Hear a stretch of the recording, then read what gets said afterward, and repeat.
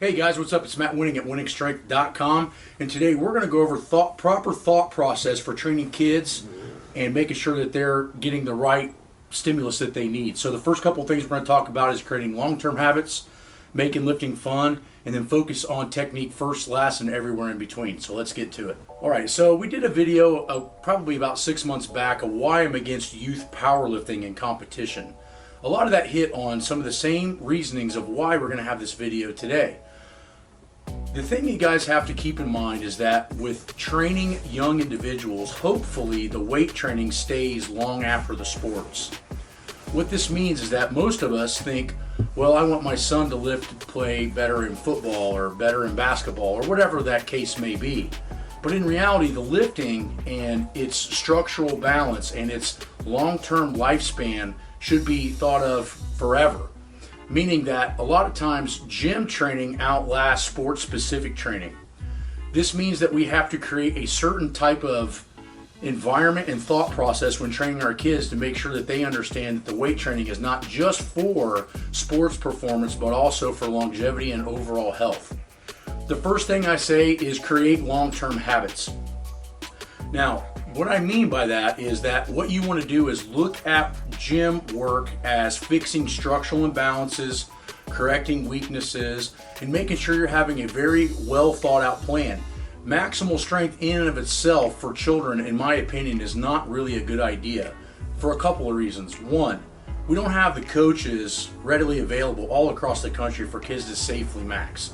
Two, most people don't know the difference between competitive maximum, which is all you can do with, say, a gun to your head, versus training maximums, which are training developed, meaning that technique is the number one priority of when to stop. When you go into most high school weight rooms or junior high school weight rooms, technique is oftentimes thrown out the window when max effort is introduced. This means that at this particular age, maxing or competing is probably not a great idea if you want long-term change in results. I'll give you a prime example. Most of the kids that I competed against when I was 18 to 23 no longer lift. And the reason is because they trained specifically to be a power lifter before that time. Meaning like 13 and 14 years old, these kids I would see at my local USAPL and ADFPA meets, they no longer compete. Why? They got burned the out.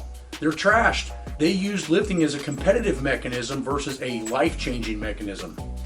The next thing we have to do, which kind of lays into part A, which is part B, you have to make lifting fun. The hard part about making lifting fun is if you're constantly attacking weaknesses, you're not letting kids max, and you're doing things with technical proficiency, a lot of times that doesn't mean it's necessarily fun. So how do you make it fun? Well, you don't put any excessive stress on the children when they're training. What you do is you make it fun, you make it inviting, and you make it to where everybody's getting a little taste of how to do things right. The hard part with this age is that most high schools might have one strength coach for 60 kids at one time, which means they're not going to get good coaching. So what do you have to do? You have to pick exercises that are have a non-ability to become poorly technically involved. What does that mean? That means that starting off a kid at, say, 10 years old and putting a barbell on their back and squatting is probably not the best idea. The best idea would be to get them good at planks, get them good at 45-degree back extensions, get them good at reverse hypers, and get them good at all different kinds of core bracing exercises. And then slowly but surely, after you develop the hamstring and glute base, then put into the squat, and then you'll find that not only your coaching gets easier, but it's also more fun for the kids because it's not such a daunting task. Let's look at it from a child development standpoint. You don't teach kids how to write sentences, right, by teaching them paragraphs. You first teach them the alphabet, then you teach them words, then you teach them sentences, then you teach them paragraphs. In my opinion, the squatting, deadlifting, and bench pressing are paragraphs, and you need to understand how to develop your ABCs and also your sentences before you can do that. This is very, very contradictory to a lot of the ways people train kids these days. But in my opinion, if we were to train kids that way, it would not only make it funner, but easier if you have a large one coach to many student athletes. You have to pick exercises that are hard to mess up and traction based. C, comes back down to tying all these other two together, which is focus on technique first, last, and everywhere in between. I don't know how many times we get videos on online coaching of kids being trained or we see on the internet, everybody is doing things insanely wrong because their mindset is in the wrong place, which is, how do I get better next week, not how do I get better next year? Well, if you're focusing on technical proficiency, the first 4 to 6 years are going to be mostly all technique. It doesn't mean that you can't go heavier, but once technique breaks, we have a huge problem there. You're teaching improper form, you're firing the improper muscles, and you're actually going to cause a lot of long-term injury and damage down the road. So at the end of the day, this video is all about learning how to long-term develop. In reality, for most of us, we're never going to play pro sports.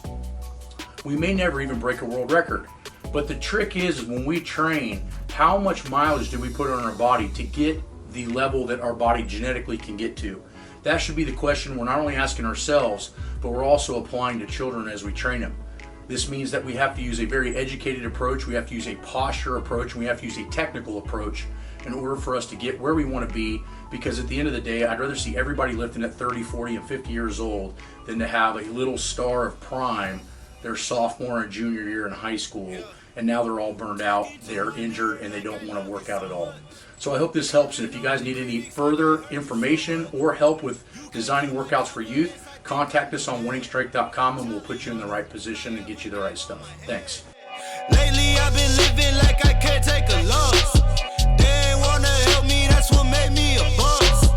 You can't kill my confidence, I think I'm the man. We don't give a f, that's what they don't understand. I'm back again like flu season, I broke records while loose leaf, and I'm coming now, I'm